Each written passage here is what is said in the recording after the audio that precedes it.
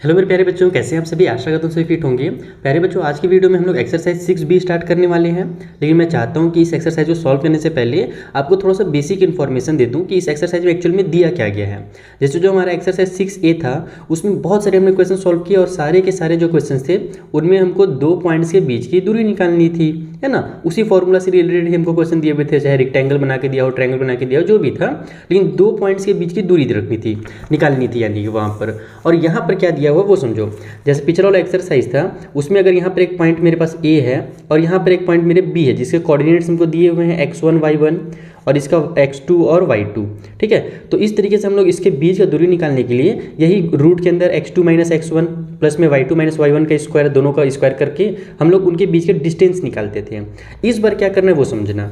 जैसे कि मेरा एक पॉइंट A यहाँ पर है, आपको दिख रहा है अच्छे से वीडियो में, मैं थोड़ा सा और अच्छे से फोकस कर देता हूँ, अब दिखेगा और क्लियरली।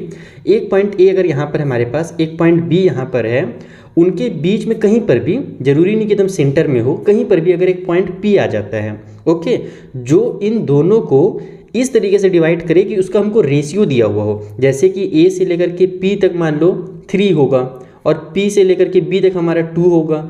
तो ये जो 3 और 2 का रेशियो है ना, तो अब हम लोग को इन्हीं रेशियोज का यूज़ करना है। क्वेश्चन में हमको रेशियो दिए रहेंगे कि ये जो बीच में पॉइंट P आया है, ये A और B को 3:2 में डिवाइड किया हुआ है।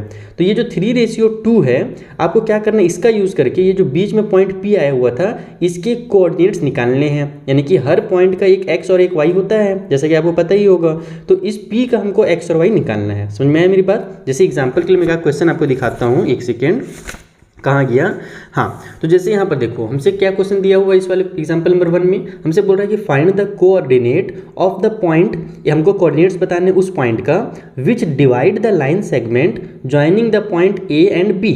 एक पॉइंट, जैसे देखो हमारे पास A और B दो मैंने पॉइंट बना लिया, ये A है और ये B है, इसके कोऑर्डिनेट्स हमको दिए हुए हैं। हमको बोल रहा है कि उस कोऑर्डिनेट्स को पता कीजिए, उस पॉइंट के कोऑर्डिनेट्स को, जो क्या कर रहा है, एक लाइन सेगमेंट जो A और B को जोड़ रही थी उसको डिवाइड कर दे रहा है, ठीक है। कहीं पर से भी डिवाइड कर सकता है। जैसे कितने में डिवाइड कर रहा है, तो 3:2 में कर रहा है। यानी हो सकता है कि वो पॉइंट हमारा जो P नाम के दे देते अगर उस पॉइंट का अपन, तो P यहाँ पर होगा, इधर का रेशियो 3 और इधर का रेशियो 2 है। अब एक क्वेश्चन बच्चों के दिमाग में और आता है कि सर यहाँ पर रेशियो क्यों दिया हुआ है, इसका अपन को डायरेक्ट लेंथ क्यों नहीं दे दिया था कि P और 2 यहाँ से इधर का इसका लेंथ और इसका लेंथ, ये रेशियो क्या होता है। तो देखो, इसका मैं आपको डायग्राम के थ्रू समझा देता हूँ कि जब आप लोग इस तरीके से पॉइंट्स को मिलाओगे, ओके, फॉर एग्जांपल हमने ऐसे पॉइंट A और B को मिलाया।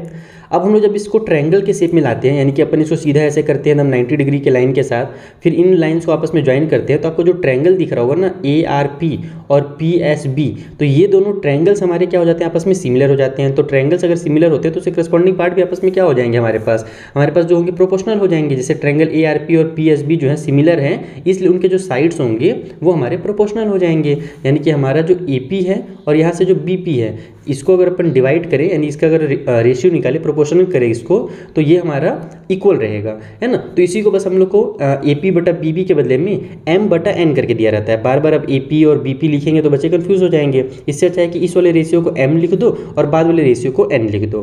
तो इस तरीके से हम लोग को क्वेश्चन अब इस वाले एक्सरसाइज में सॉल्व करना है। यानी कि बीच में कहीं पर भी उस लाइन के, जैसे इस वाले लाइन के बीच में कहीं पर भी एक कोऑर्डिनेट्स आ जाएगा, हमको इसी कोऑर्डिनेट को पता करना है, x और y का यहाँ से वैल्यू निकालना है। और उसके लिए जो फॉर्मूला है वो ये है कि x का वैल्यू निकालना है, तो आप क्या कीजिए, mx2 प्लस nx1 कीजिए, यानी जो पहला रेशियो है उसका मल्टीप्लाई x2 से कीजिए, जो दूसरा वाला रेशियो दिया हुआ है उसका मल्टीप्लाई x1 से कीजिए, और नीचे में दोनों रेशियो को ऐड करके डिवाइड कर दीजिए। सेम टू सेम y के लिए भी करना है, y2 और y1 कर देना जहाँ पर x2 और x1 था। तो ये पहला चीज़ आपको करना है इस बार, ठीक है। यानी कि आपको रेशियो अगर दिया हुआ रहे तो उसको इस वाले फॉर्मूला से निकालना है।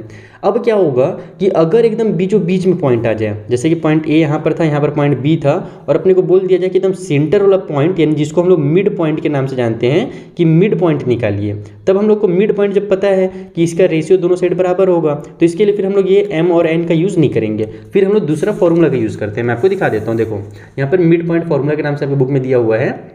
इसमें आपको डायरेक्ट निकाल देना है x1 प्लस x2 बटा 2, y1 प्लस y2 बटा 2। ये हमारा फॉर्मूला है मिड पॉइंट निकालने के लिए। किसी भी दो पॉइंट्स को जब कोई भी लाइन कट करे, बीचों बीच से कट करे, है ना, कोई भी पॉइंट जो है बीचों बीच में आ जाए, तो उसको फिर निकालने के लिए ये फॉर्मूला लगाते हैं, क्योंकि इसका जो रेशियो रहता है ना, दोनों साइड से 1 और 1 रहता है, दोनों साइड से बराबर रहता है।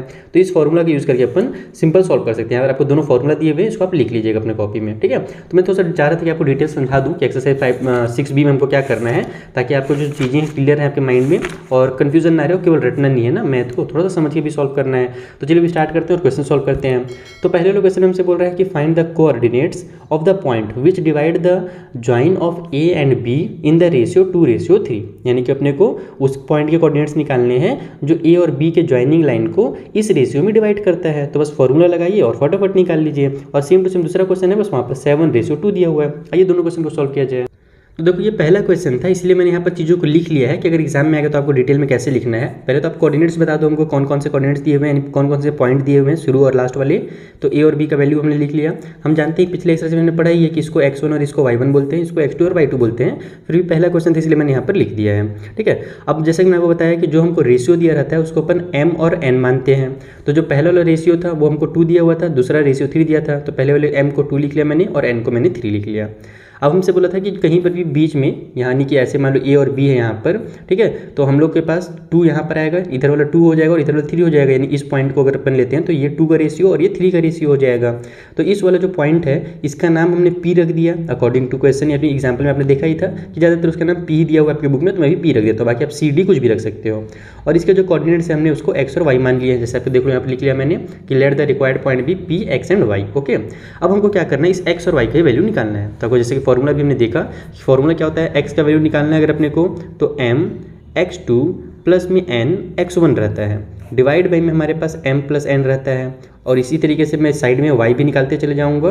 तो y के लिए हमारे पास होता है m y2 और प्लस में n y1, डिवाइड बाई में हमारा m प्लस n यहाँ पर भी हो जाता है। ऐसा आप लोग लाइन में नहीं बनाना, आप लोग डायरेक्ट सॉल्व कर देना बस कॉमा कर करके, ठीक है।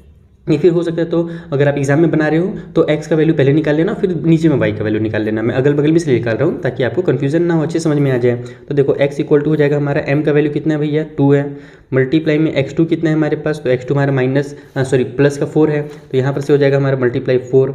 उस तरीके से n का वैल्यू हमारा 3 है और x1 का वैल्यू कितना है तो -1 है, तो -1 लिख दो। नीचे में m प्लस n करना है, यानी कि 2 प्लस में 3 कर देना है। तो ये हो जाएगा हमारे पास यहाँ से 8 प्लस माइनस माइनस हो जाएगा, 3 1 जा 3, डिवाइड बाई में आ जाएगा 5।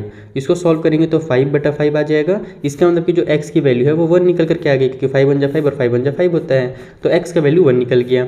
उसी तरीके से y का अगर वैल्यू निकालना है तो y इक्वल टू हो जाएगा हमारे पास यहाँ पर फिर से 2, y2 हमारे पास कितना है -3 है, तो -3 पुट कर लो, प्लस में n का मतलब 3 और y1 हमारे पास दिया हुआ है 7, तो यहाँ पर 7 लिख लो। नीचे में फिर से वही 2 + 3 हो जाएगा सेम टू सेम, इक्वल को साइड में हो जाएगा हमारे पास 2 3 जा 6 माइनस का, क्योंकि प्लस माइनस माइनस होता है, और ये प्लस में हमारे पास 3 7 जा 21 हो जाएगा। नीचे में आ गया 5, तो y इक्वल टू आ जाएगा हमारे पास 15 प्लस वाला, क्योंकि बड़े नंबर में प्लस की साइन है, नीचे में 5, तो यहाँ से y की जो वैल्यू है वो 3 निकल करके आ जाएगी। तो ये हमारा फर्स्ट पार्ट सॉल्व हो गया, यानी कि हमारे पास जो रिक्वायर्ड पॉइंट था, जो आंसर होगा P का, वो हमारा क्या होगा 1 और 3 होगा। इस तरीके से आप लोग फाइनल आंसर भी जरूर लिख दीजिएगा, तो आपके टीचर को बहुत मजा आएगा। स्टेटमेंट बना करके आप लिख सकते हो, एग्जाम्पल में देख लेना कैसे बनाएंगे स्टेटमेंट। तो ये हो गया हमारे क्वेश्चन में 1 का पहला पार्ट। चलिए दूसरा पार्ट बना लेते हैं। तो देखो ये हमको सेकंड वाले क्वेश्चन में ए और बी का वैल्यू दिया हुआ है और यहाँ पर रेशियो 7:2 दिया हुआ था। m और n का हमने वैल्यू लिख लिया। फिर से ही मान लेते हैं जो हमारा पॉइंट है वो p है, जिसके कोऑर्डिनेट्स x और y है। तो x का वैल्यू निकालेंगे, फिर से मैं फॉर्मूला लिख देता हूँ, m हमारा x2 प्लस में n हमारा x1 के साथ होगा, डिवाइड बाई में m प्लस n हो जाएगा। तो ये हो गया हमारा x इक्वल टू m का वैल्यू कितना है 7 है। x2 मैंने यहाँ पर नहीं लिखा है बार बार, अब x1 x2 नहीं लिखना है, आपको पता है कि ये x1 y1 होता है, ये x2 और y2 होता है। तो यहाँ x2 हमारे पास 4 है, तो यहाँ पर ब्रैकेट में 4 लिख देता हूँ, आप लोग मल्टीप्लाई करके भी लिख सकते हो, कोई दिक्कत नहीं है। n का वैल्यू हमारे पास 2 हो गया और x1 का वैल्यू -5 है, तो यहाँ पर -5 लिख देता हूँ। डिवाइड बाई में हमारा m प्लस n यानी कि 7 + 2 हो जाएगा। तो यहाँ से ये निकल जाएगा 7 4 जा 28 और प्लस माइनस माइनस हो जाएगा, 5 2 जा 10, डिवाइड बाई में हमारे पास 9 आ गया। ये x की वैल्यू निकल रही है, तो x इक्वल टू कितना हो जाएगा हमारे पास यहाँ से 18 डिवाइड बाई 9। इसका मतलब कि जो x की वैल्यू है वो 2 निकल करके आ जाएगी। उसी तरीके से बगल में ही मैं y की वैल्यू भी निकाल देता हूँ। तो y इक्वल टू हमारे पास हो जाएगा m y2 प्लस में n y1, y1 हो जा। नीचे में हमारे पास फिर से m प्लस में n आ गया। तो m का वैल्यू फिर से हमारे पास 7 है, y2 का वैल्यू कितना भैया, तो माइनस का 7 है। उसके बाद हमारे पास n का वैल्यू हो जाएगा 2 और y1 का वैल्यू कितना है, तो 11 है, तो यहाँ पे 11 लिख लो। नीचे में हमारे पास फिर से भाई 7 + 2 हो जाएगा, यानी कि 9 आएगा नीचे। ऊपर में हमारे पास माइनस का 49 हो गया, 7 7 जा, और इधर हो जाएगा हमारे पास प्लस का 22। नीचे में आ गया हमारे पास 7 और 2 9। इन दोनों को सॉल्व करो तो प्लस माइनस माइनस हो जाएगा, साइन माइनस का ही रहेगा क्योंकि बड़े नंबर माइनस की साइन है। 9 में से 2 माइनस हुआ तो 7, 4 में से 2 माइनस हुआ तो 2 डिवाइड बाई में 9, तो ये भी कट हो जाएगा। तो यहाँ से ये सब मेरा y का वैल्यू निकल रहा है ना, तो आप y इक्वल टू ऐसे लिख दीजिए तो ज़्यादा बेटर है। तो y का वैल्यू हमारा y 9 3 27 होता है, तो माइनस का 3 हो जाएगा। तो फिर से यहाँ पर आप लास्ट में वही लिख दीजिएगा कि जो p के कोऑर्डिनेट्स हैं वो 2 और माइनस के 3 हैं। ये बन गया हमारा क्वेश्चन नंबर 2 भी कंप्लीट, यानी फर्स्ट का सेकंड पार्ट भी हो गया। तो देखा आपने, जब एक बार आपका कॉन्सेप्ट क्लियर हो जाएगा ना तो बहुत जल्दी बन जाएगा, बस आपको फॉर्मूला याद रखना है। और x2 - x1 वाला फॉर्मूला से भी ज़्यादा ईजी हो जाता है ये फॉर्मूला। चलिए अगला क्वेश्चन बनाया जाए। तो देखो जो अगला क्वेश्चन है वो आपको कंफ्यूज करने के लिए थोड़ा सा घुमा करके लिखा हुआ है, लेकिन यहाँ पर भी यही रेशियो वाला क्वेश्चन ही है। देखो इसमें बोल ये रहा है कि find the coordinates of the point of trisection of the line segment joining the point A and B, यानी कि एक पॉइंट ए और बी जो पॉइंट है उसको जो ज्वाइन कर रहा है लाइन, उसके हम लोग को बीच में ट्राई सेक्शन वाले पॉइंट को निकालना है। अब ये ट्राई सेक्शन क्या होता है, आइए मैं आपको डायग्राम के थ्रू समझा देता हूँ ताकि आपको रेशियो समझ में आ जाए तुरंत। तो देखो यहाँ पर हमको ए और बी का वैल्यू दिया हुआ है। अब हमसे बोल रहा है कि हमको वो पॉइंट्स निकालने हैं जो इस ए और बी को जो मिलाने वाली लाइन है ना उसको ट्राई सेक्शन कर रहे हैं। ट्राई सेक्शन का मतलब कि 3 बराबर पार्ट में डिवाइड करना। अब अगर मुझे इसको 3 बराबर पार्ट में डिवाइड करना है तो हो सकता है कि मेरा पहला पॉइंट यहाँ पर है ना, अनुमान से बता रहे हैं, और दूसरा पॉइंट यहाँ पर है, ठीक है। तो यहाँ पर अब देखो हमारे पहला पार्ट हो गया, ये दूसरा पार्ट हो गया और ये तीसरा पार्ट हो गया, और तीनों पार्ट्स क्या हैं अकॉर्डिंग टू क्वेश्चन इक्वल है। ट्राई सेक्शन का मतलब था इक्वल पार्ट्स, आपको लेकिन नापना अपना नहीं है। अब हमको क्या करना है कि इन दोनों जो पॉइंट्स हैं ना इनका वैल्यू बताना है। तो पहला वाला को अपन p मान लेते हैं और दूसरा वाला पॉइंट को q मान लेते हैं। इसके जो कोऑर्डिनेट्स हैं इसको अपन x और y मान लेते हैं जैसे पहले कर रहे थे। q वाले के हम लोग कोऑर्डिनेट्स को a और b मान लेते हैं। अब बोलोगे सर हम लोग तो बस इसका फॉर्मूला पढ़े थे, इसका तो पढ़े नहीं है। तो सेम फॉर्मूला है, आपको उसमें कुछ अलग थोड़ी करना है। हमको देखो बीच में बस रेशियो तो निकालना है ना। तो अब होगा क्या कि हमारा ट्राई सेक्शन का मतलब कि यहाँ से यहाँ तक की दूरी 1 है, यहाँ से यहाँ तक की दूरी 1 है, यहाँ से यहाँ तक की दूरी 1 है। तो अगर अपन p का वैल्यू निकालेंगे, तो जब p का वैल्यू निकालेंगे ना तो इधर हमारे पास क्या हो जाएगा जो m है वो 1 हो जाएगा, और यहाँ से यहाँ p से लेकर के b तक की जो दूरी है 1 + 1 2 हो जाएगी। समझ में आ रहा है मेरी बात। 4p मैं यहाँ पे लिख भी देता हूँ ताकि आपको जब मैं नोट्स प्रोवाइड कर रहा हूँ तो आपको समझ में आ जाए कि p के लिए जो हमारा m का वैल्यू होगा वो 1 होगा, क्योंकि यहाँ से यहाँ तक 1 है, और p से b तक की दूरी कितना है भैया 1 और 1 2 है, और n जो है हमारे पास वो इक्वल टू 2 है। और q के लिए अगर देखा जाए 4q तो उसके लिए रेशियो चेंज हो जाएगा। यहाँ पर q यहाँ पर आ रहा है, तो a से लेकर के q तक की दूरी कितनी है, p को थोड़ी देर के लिए भूल जाओ यहाँ पर, तो a से q तक की दूरी कितनी हो जाएगी 1 + 1 = 2 हो जाएगी। तो ये हमारा m का वैल्यू 2 हो जाएगा और n का जो वैल्यू यहाँ पर 1 हो जाएगा। बस आपको इसी फॉर्मूला का यूज़ करना है, जो सेम फॉर्मूला में पहले पढ़ा है उसी का यूज़ करके आपको इसको सॉल्व कर देना है। तो अपन पहले p के लिए निकालते हैं। p के लिए अपन x और y इकट्ठा निकालेंगे, अब अलग अलग नहीं निकालेंगे। तो अब क्वेश्चन बड़े होते जाएंगे ना, तो आप अलग अलग निकालोगे तो बहुत ज़्यादा टाइम लगेगा। स्टार्टिंग से क्वेश्चन मैंने अलग अलग आपको इसलिए निकाल के दिखा दिया ताकि आपको कॉन्सेप्ट क्लियर रहे। अब यहाँ पर देखो फटाफट कैसे निकाला जाता है। हम लोग को x का वैल्यू निकालने के लिए आपको पता ही है फॉर्मूला क्या होता है। मैं एक बार फॉर्मूला लिख के बता देता हूँ कि हमारे पास m होता है, उसके बाद x2 प्लस में n और फिर x1 डिवाइड बाई में m + n, यही होता है। और इधर हम लोग निकालेंगे y का उसी के बगल में, तो यहाँ पर बस सेम फॉर्मूला लग जाएगा my2 प्लस में ny1 और डिवाइड बाई में हमारा m + n। तो इससे क्या होगा हमारा आंसर जो फटाफट निकलेगा। आप इसको चाहो तो ऐसे ब्रैकेट में लिख सकते हो, क्योंकि हम लोग x और y के वैल्यू को ब्रैकेट में लिखते हैं। तो यहाँ पर ब्रैकेट में लिखे हैं, तो बड़ा ब्रैकेट में इसलिए लगा दिया क्योंकि यहाँ पर जो वैल्यू से थोड़े से बड़े बड़े हैं। अब इसी को आप डायरेक्ट सॉल्व करो तो आपका p का जो वैल्यू ना सीधे सीधे निकल जाएगा। ऐसा चीज़ आप पहले भी कर सकते हो, क्वेश्चन में जो मैंने बनाया ना वहाँ पर भी कर सकते हो, वहाँ पर हमने इसलिए नहीं किया ताकि आपको कॉन्सेप्ट क्लियर रहे। अब देखो ये हो जाएगा हमारे पास m का वैल्यू इस बार 1 है, x2 का वैल्यू हमारे पास कितना भी है, तो x2 का वैल्यू भी 1 है, प्लस में n का वैल्यू हमारे पास 2 है, और x2 का वैल्यू कितना है हमारे पास, तो ये हमारे पास 7 है, तो यहाँ पर 7 लिख लेता हूँ। डिवाइड बाई में हमारे पास 1 + 2 हो जाएगा। इधर हमारा थोड़ा सा अलग होगा, आप लोग चाहो तो अलग अलग निकाल लेना, क्योंकि कई बच्चे जो होते हैं ना साथ में निकालने में कंफ्यूज हो जाते हैं, तो आप लोगों को कोई दिक्कत नहीं, आप अलग निकाल लीजिएगा। m का वैल्यू यहाँ पर भी मेरे पास 2 हो जाएगा, और y2 का जो वैल्यू है हमारे पास वो -5 दिया हुआ है। देखो यहाँ पर से मैं देख रहा हूँ फटाफट। उसके बाद फिर n का वैल्यू हमारे पास 1 हो जाएगा, और y1 का वैल्यू -2 दिया हुआ है। नीचे में हमारे पास 2 + 1 हो जाएगा। अब इसको अगर आप सॉल्व कीजिएगा तो ये आ जाएगा आपका यहाँ से 1 × 1 यानी कि 1 हो गया, प्लस में हमारे पास 14 डिवाइड बाई में 3, और इधर हमारे पास 5 × 2 = -10, और ये हो जाएगा हमारा -2, क्योंकि 1 × 2 होता है और माइनस प्लस माइनस हो जाता है, नीचे में 3 आ गया। तो ये बन गया हमारा कितना, यहाँ से देखो 15/3, और इधर हो जाएगा हमारे पास -12/3। तो ये हमारा p का जो वैल्यू है वो कितना निकल गया हमारे पास, वो निकल गया, यानी p जो x और y हमारे पास हैं, तो x y के जो कोऑर्डिनेट्स हैं 3 5 × 15 निकल गया, और ये हो जाएगा 3 4 × 12, लेकिन -4, क्योंकि यहाँ पर माइनस की साइन है।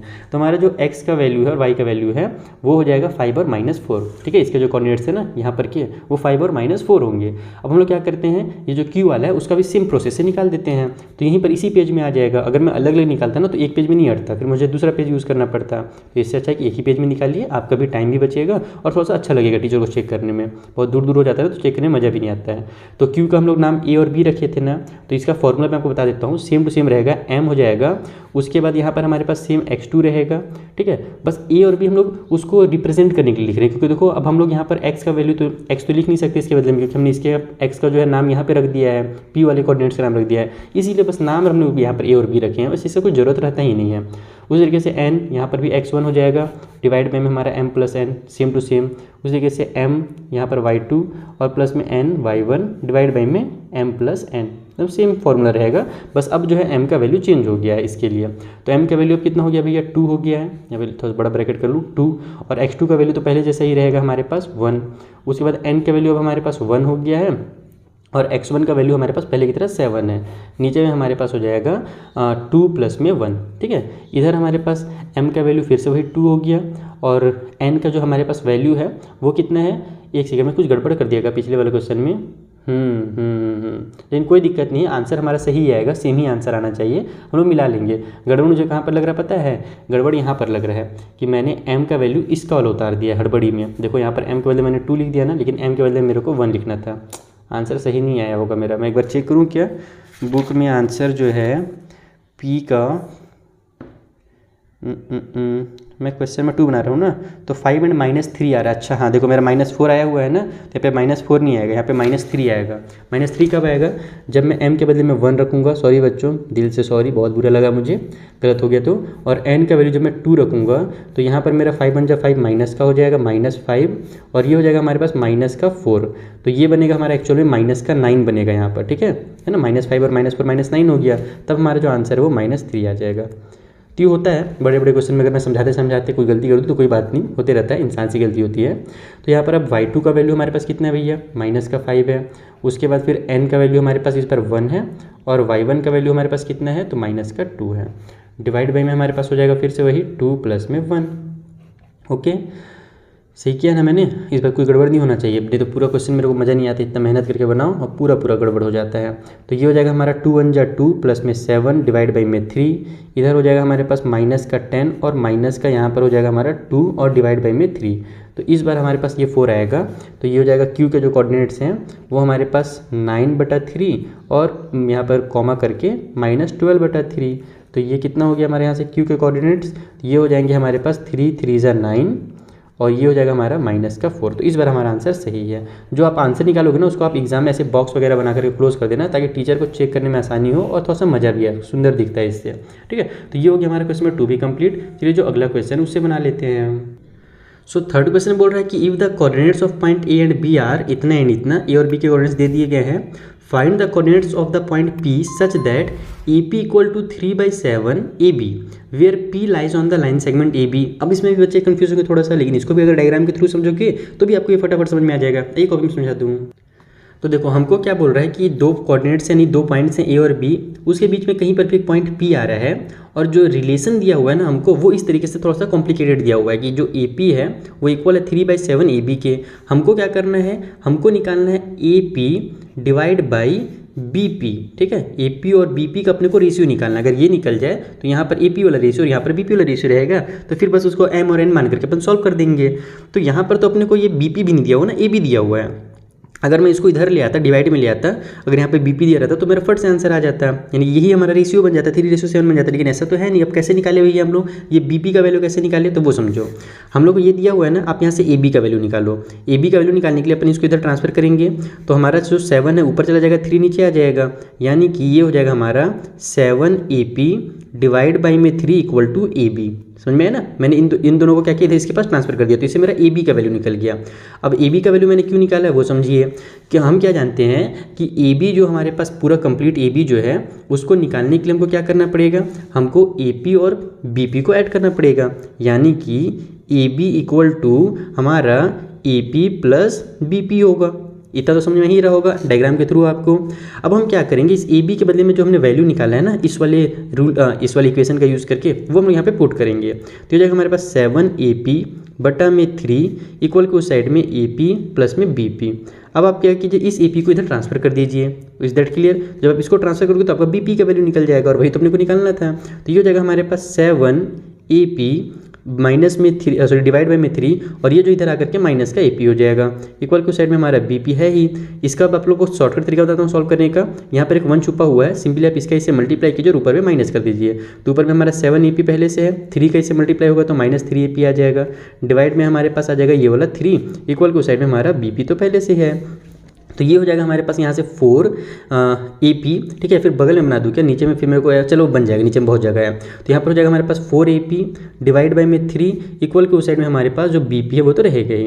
अब आप क्या कीजिए, इसको उधर ट्रांसफर कर दीजिए, BP को इधर ले आइए। देखो किस तरीके से, AP यहाँ पर है ना, तो AP को यहीं पर रहने दो, डिवाइड की साइन लगा लो। ये जो BP इधर मल्टीप्लाई में था, ये कह लो यहाँ पर BP मल्टीप्लाई 1 स्टेप से है, यानी ऊपर में है, न्यूमरेटर में एक तरह से है, तो इधर आकर के ये BP जो है डिनोमिनेटर में हो जाएगा। ठीक है, इक्वल को साइड में 3 हमारा उधर जाएगा तो ऊपर में हो जाएगा न्यूमरेटर में, और 4 हमारा नीचे आकर के डिनोमिनेटर में हो जाएगा। तो यही हमको निकालना है मेन। हमको यहाँ पर से AP बटा BP जो है 3:4 निकल गया, यानी 3/4, यानी यहाँ से यहाँ तक की वैल्यू 3 है, यहाँ से यहाँ तक की वैल्यू 4 है। समझ आया, यहाँ पर हमने 3/4 निकाल लिया इस वैल्यू को। बस अगर ये निकल गया है तो इसका मतलब हमको M का वैल्यू पता चल गया और N का वैल्यू पता चल गया। यहाँ पर लिख दीजिएगा, एक सेकंड कॉल आ रहा है, सॉरी बच्चों, वो अचानक से कॉल आ गया था। तो मेरे को क्या बताता है, M का वैल्यू हमारे पास 3 है और N का जो वैल्यू है हमारे पास वो 4 हो गया। अपन बगल में यहीं पर X और Y का वैल्यू फटाफट निकाल देते हैं।